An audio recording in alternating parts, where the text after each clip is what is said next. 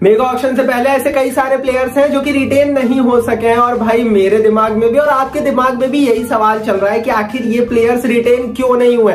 तो आज इस वीडियो में ऐसे 10 खिलाड़ियों के नाम और कारण बताऊंगा जिनके बारे में हम सबने एक्सपेक्ट किया हुआ था, लेकिन ये रिटेन नहीं हुए, रिलीज कर दिए गए अपनी अपनी टीमों की तरफ से, और क्यों इन्हें बाहर किया गया ये भी बताऊंगा। एंड तक वीडियो को जरूर देखिए दोस्तों, सबसे पहले लेकर आ रहे हैं हम ये कंटेंट को आपके पास, तो इसीलिए लाइक और शेयर तो बनता ही। अगर आप भी आईपीएल 2022 के चबरे वाले फैन है ना, तो वीडियो को लाइक कर दीजिए, लाइक का बटन नीचे हिट कीजिए, और चैनल को सब्सक्राइब नहीं किया है तो सब्सक्राइब करके बेल आइकन दबाइए। चलिए दोस्तों, इस लिस्ट की शुरुआत करते हैं। सबसे पहले सबसे बड़े नाम के साथ नाम है केएल राहुल का। भाई केएल राहुल पंजाब किंग्स की टीम में की तरफ से खेले थे। 11 करोड़ रुपए ऑलरेडी इन्हें हर साल मिल रहे थे पंजाब की तरफ से, इन्होंने ठोकर मार दी। रिपोर्टेडली इन्होंने खुद मना किया, इनके बाहर होने का कारण ये खुद है, इन्होंने खुद पंजाब किंग्स की तरफ से रिटेन होने से इनकार किया और नीलामी में जाना बेहतर समझा, क्योंकि इन्हें ऐसा लगता है, इनके बाहर होने का कारण यह है कि इन्हें ऐसा लगता है कि नीलामी में ये 20 करोड़ रुपए तक में भी बिक सकते हैं। और मुझे भी इसमें कोई डाउट नहीं है, जिस तरह के ये प्लेयर है,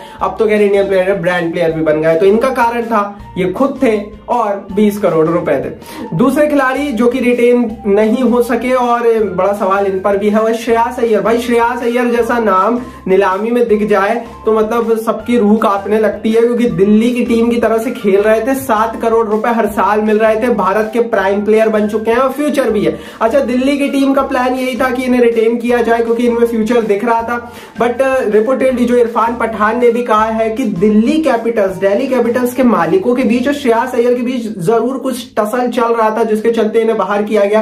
दूसरी बड़ी चीज दोस्तों यही है कि श्रेयस अय्यर चाहते थे कि उन्हें फर्स्ट रिटेंशन मिले, मतलब उन्हें रिटेन होने के पैसे ज्यादा मिले, 15 करोड़ रुपए मिले, लेकिन दिल्ली उन्हें 7 ही करोड़ रुपए दे रही थी, तो अपने भाव को बढ़ाने के लिए नीलामी में गए हैं। अदरवाइज दोस्तों पृथ्वी शॉ नहीं, श्रेयस अय्यर ही रिटेन होने वाले थे, इनका कारण साफ है। तीसरे खिलाड़ी जो रिटेन नहीं हुए, ये भी नीलामी हो गए, वो डेविड वार्नर है। अब डेविड वार्नर एसआरएच की तरफ से खेले, तो इनके रिटेन नहीं होने का कारण क्या है? अगर आपने पिछले साल का आईपीएल देखा होगा आपको पता होगा, ये क्राउड में बैठे हुए थे, चीयर कर रहे थे, उसके बाद वर्ल्ड कप में आए, वर्ल्ड कप जिता दिया। मतलब मुझे समझ नहीं आता कि एसआरएच ने ऐसा क्या किया कि इन्हें क्राउड में बिठा दिया। हालांकि एसआरएच वाले अभी चाहते हैं, हर साल इन्हें एसआरएच अभी भी 12.5 करोड़ रुपया दे रहा है, एसआरएच वाले अभी चाहते हैं, बट डेविड वार्नर अब सार्वजनिक मंचों से इस बात का मना कर चुके हैं कि वो रिटेन नहीं होंगे, वो नीलामी में जाएंगे, जाहिर उन्हें भी 20 करोड़ रुपए दिख रहे होंगे। चौथे खिलाड़ी जो कि रिटेन नहीं हो सके, ये भी बहुत बड़ा नाम है, और इनको सुनकर, इनको देखकर मैं भी बहुत ज्यादा शॉक हुआ था, वह है कगिसो रबाडा। दोस्तों कगिसो रबाडा 4.2 करोड़ रुपीस में खेल रहे थे, दिल्ली की टीम का हिस्सा थे, और मतलब दिल्ली के पास इतने अच्छे अच्छे प्लेयर्स थे कि जाहिर है सबको वो रिटेन नहीं कर सकते। दिल्ली 2 विदेशी प्लेयर्स रिटेन कर सकती थी, लेकिन उसके बावजूद भी रबाडा का नाम नहीं है। एनरिच नॉट्जी में फ्यूचर देखा है दिल्ली की टीम। दूसरी बड़ी चीज, कगिसो रबाडा ज्यादा पैसा रिटेंशन का मांग रहे थे, जो कि कगिसो रबाडा को नहीं दे रही थी दिल्ली की टीम, इन्हें सिर्फ 7 करोड़ रुपए रिटेंशन का दे रही थी, रबाडा 15 करोड़ रुपए मांग रहे थे। अब भाई 15 करोड़ रुपए तो आपको नहीं मिलेंगे, डेफिनेटली नीलामी में जरूर मिल सकते हैं, जिस तरह का प्रदर्शन रहा है, और फॉर्म थोड़ा सा डगमगाया हुआ है, लेकिन डेफिनेटली पैसा ही एक मसला था जिसके चलते वो रिटेन नहीं हुए, और इसीलिए दिल्ली ने एनरिच नॉट्जी की तरफ जाना बेहतर समझा, जो क्रिक बस के हवाले से रिपोर्ट भी आई। आगे बढ़ते हैं, 5वें खिलाड़ी रिटेन नहीं हो सके, वो है हार्दिक पांड्या। अब भाई हार्दिक पांड्या को हर साल मुंबई की टीम 11 करोड़ रुपए दे रही थी, मुंबई तैयार भी है 11 करोड़ रुपए इन्हें देने के लिए, लेकिन 2-3 चीजें भाई हार्दिक पांड्या के खिलाफ चली जाती है। पहली चीज, उस तरह के फॉर्म में बचे नहीं है, उस तरह का रंग दिखा नहीं पा रहे हैं, और अब कपिल देव भी ये बात बोल चुके हैं कि आप हार्दिक पांड्या को एक बल्लेबाज समझिए, ऑलराउंडर नहीं समझिए, क्योंकि अब वो गेंदबाजी वाला फेज जा चुका है कपिल देव के हिसाब से। तो थोड़ा सा शक और शुबा था हार्दिक पांड्या पर, इसीलिए शायद मुंबई ने बेहतर नहीं समझा कि इन्हें रिटेन किया जाए और नीलामी में भेजने का फैसला लिया। दूसरी तरफ हार्दिक पांड्या खुद चाहते हैं कि वो नीलामी में जाए, क्योंकि उन्हें लगता है उनकी प्राइस बहुत ज्यादा है, 20 करोड़ रुपए हो भी सकती है, बिक भी सकते हैं, इंडियन प्लेयर है, ऑलराउंडर है। लेकिन यही 2-3 कारण थे जिसके चलते हार्दिक पांड्या को हाथ धोना पड़ा अपने 11 करोड़ रुपए के मुंबई के कॉन्ट्रैक्ट के साथ। हार्दिक पांड्या के बाद दोस्तों अब बात कर लेते हैं 6वें नंबर पर ईशान किशन की। मुंबई इंडियंस की तरफ से ये भी खिलाड़ी थे।